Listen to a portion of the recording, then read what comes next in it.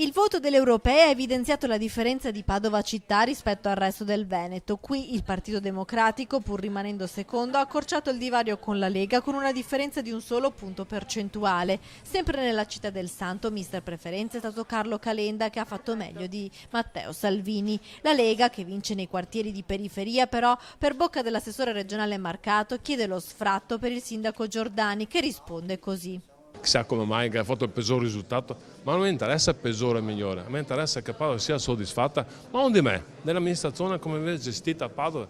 Questa è una cosa, a me ha fatto piacere, non mi ha fatto piacere la Lega che perda, vinca, non mi interessa, a me interessa Padova in senso assoluto. Il sindaco, che da sempre si chiama fuori dalle logiche della politica nazionale, guarda il risultato delle europee, ma poi si concentra subito sugli impegni cittadini. Sono il sindaco di tutti, dice, lavoro solo per la mia città, con il dialogo. Io non sono politico, non faccio politica, a me interessa una cosa sola, che Padova vada avanti.